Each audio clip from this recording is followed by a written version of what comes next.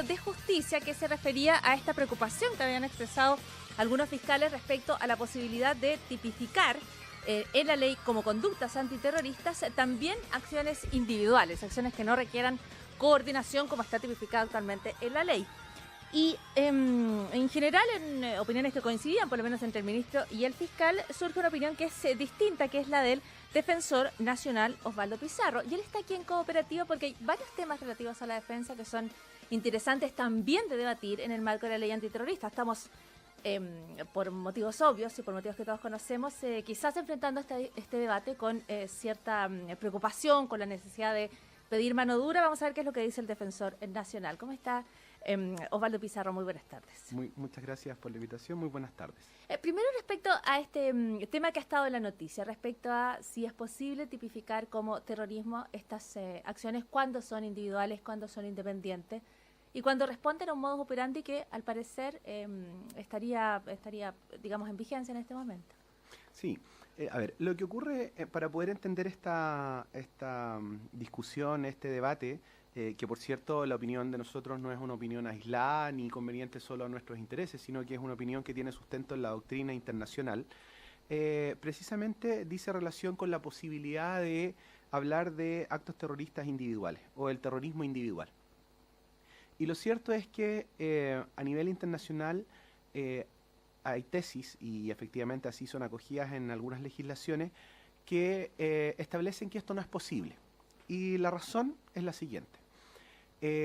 Todas las leyes, cuando sancionan conductas, pretenden proteger lo que jurídicamente se denomina un bien jurídico protegido. Es decir, hay un interés que la ley pretende proteger. En materia penal es lo que se denomina bien jurídico. Bueno, el tema es que precisamente en las leyes que sancionan las conductas o los actos terroristas, lo que se pretende proteger es eventuales lesiones o puestas en peligro a los ordenamientos constitucionales, a la institucionalidad de un país. Ya.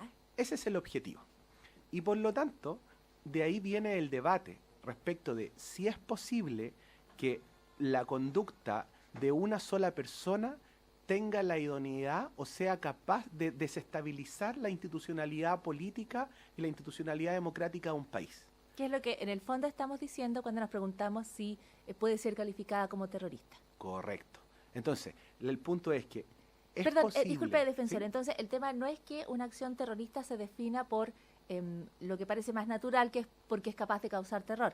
En el fondo, lo que estamos custodiando es que no sea capaz de desestabilizar la institución, el orden jurídico en el que todos estamos viviendo y que garantiza nuestros deberes, nuestros derechos. Exactamente. Entonces, si el objetivo de una legislación antiterrorista es ese, es proteger la institucionalidad de un país, el establecimiento y la estabilidad democrática, evidentemente que es muy difícil poder concebir que la conducta de una sola persona tenga la envergadura o la entidad suficiente para poder desestabilizar los países. Y además de eso, porque es necesario tener otro elemento que resulta ser relevante. Y es que el terrorismo es una estrategia política, ¿ya? Y es una estrategia política que utiliza la violencia como un método, ¿ya? Y este método pretende hacer ¿qué?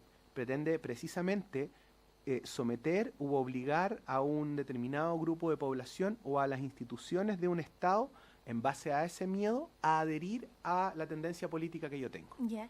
Y por lo tanto, ahí viene el segundo elemento. Si esa es la finalidad que se persigue con este delito, es decir, la adherencia o la omisión en ciertas conductas por parte del aparataje estatal, viene el segundo elemento. ¿Cómo es posible que una conducta individual vaya a tener la envergadura o la entidad para poder generar ese impacto? Ya, ahora, defensor, esa discusión encuentra, yo creo, una respuesta en el sentido común, que no necesariamente está en lo correcto, pero lo que le podrán decir a esta hora es que cómo no va a causar terror una persona que va y coloca una bomba en el metro, por ejemplo, o porque si esta persona hubiera actuado de manera independiente, o cómo puede ser que no traten de causar terror organizaciones que funcionan precisamente así, de manera descentralizada, ¿no? De manera inorgánica, precisamente para evitar, por ejemplo, este tipo de sanciones. ¿Cómo no puede aquello causar terror?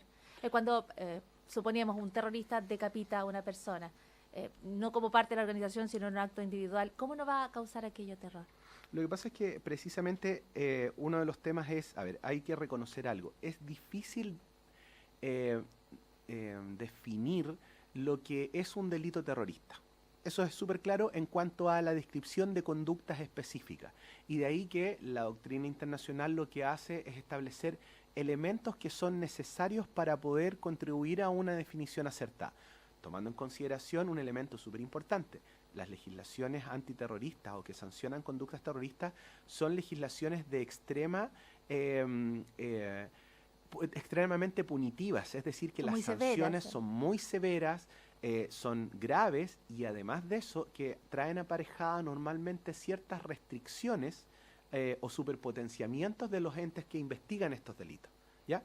Entonces, dentro de esta lógica internacionalmente se ha dicho, mire, en primer lugar, para poder entender que existe un delito terrorista, usted tiene que encuadrar ese delito terrorista o tiene que cometer un delito terrorista con un primer requisito, y específicamente que usted comete un delito que pone en peligro la salud, la libertad, la vida o la integridad de las personas. Ya. Primer elemento. Es decir, que estamos frente a la ocurrencia de un hecho que resulta grave.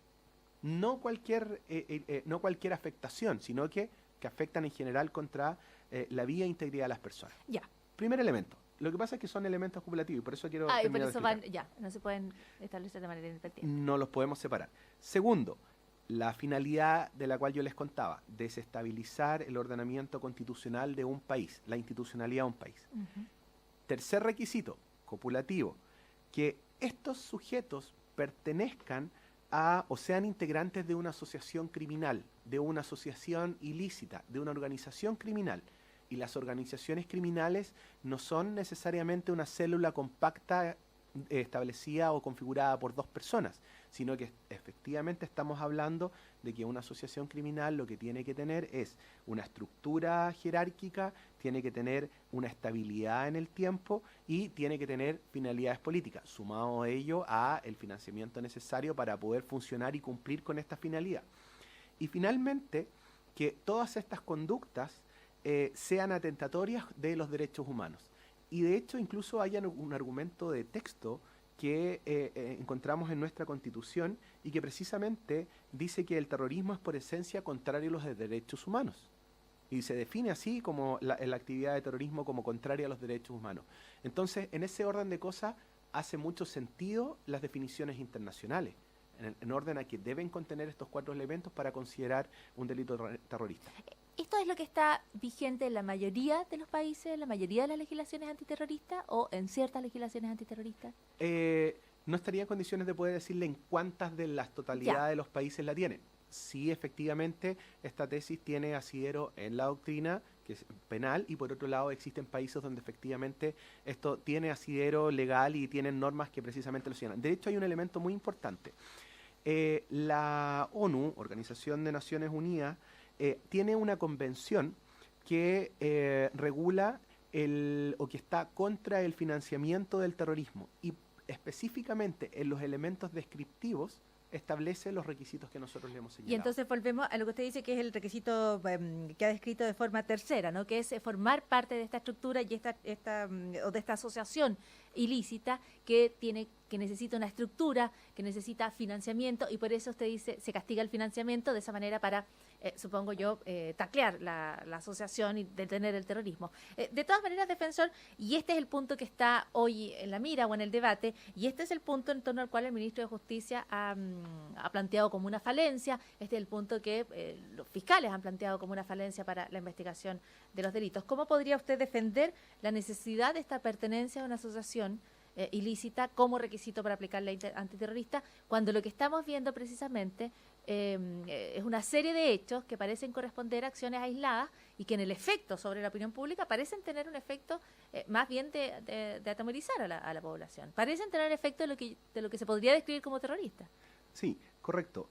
Uno podría pensar, el ciudadano común podría pensar que efectivamente por el solo hecho de haber utilizado un artefacto explosivo esto es constitutivo de terrorismo, pero de acuerdo a lo que no lo que la gente de manera común entiende, sino lo que los penalistas, aquellos que estudian y son especialistas en esta materia, han definido precisamente como los elementos constitutivos para entender terrorismo. Ojo, con esto nosotros no queremos sostener que estas conductas queden impunes.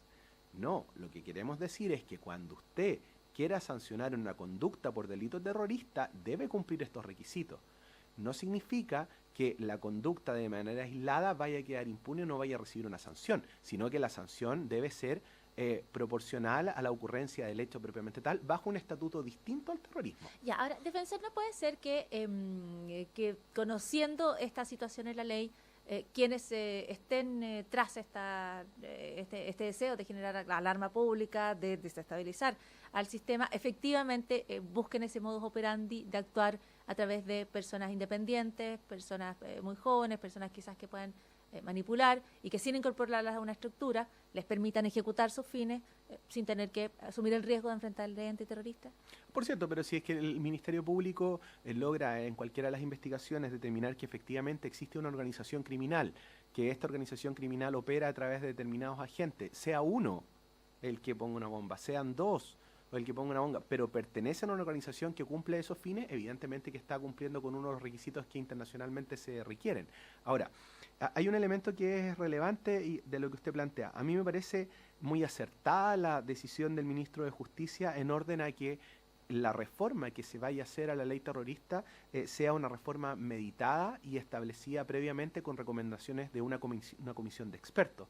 Me parece que es la manera acertada de hacer modificaciones legales, porque sea cual sea la modificación que se realice, cuando ésta proviene o el estudio proviene de una comisión de expertos que analiza distintas posiciones, tanto la que nosotros sostenemos, que tiene asidero internacional y nacional, más las que se pueden levantar respecto de la posibilidad de terrorismo individual, porque evidentemente que en derecho todo es discutible, lo que va a salir es un producto legitimado.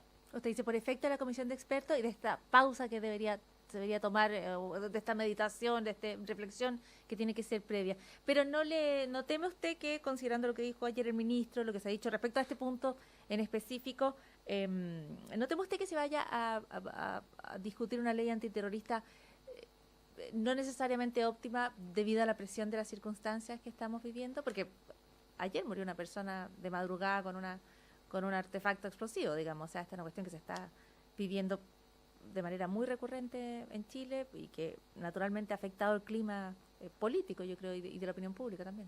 Claro, me parece que la entidad, el currículum, la seriedad y el profesionalismo de los integrantes de la comisión no necesariamente se va a ver mermado, se va a ver cejado con la ocurrencia de los hechos actuales. Efectivamente, en una percepción normal uno podría pensar que efectivamente esto influye, pero los integrantes de esa comisión tienen un vasto currículum, son expertos en la materia y evidentemente que ya llevan un tiempo trabajando y confiamos que el trabajo que ahí se realice sea el más acertado desde el punto de vista de la dogmática o la doctrina penal. Es la voz desde la Defensoría Nacional Pública de Osvaldo Pizarro, que ha estado hoy en Cooperativa. Muchísimas gracias por la entrevista. No, gracias a usted. Muy buenas tardes.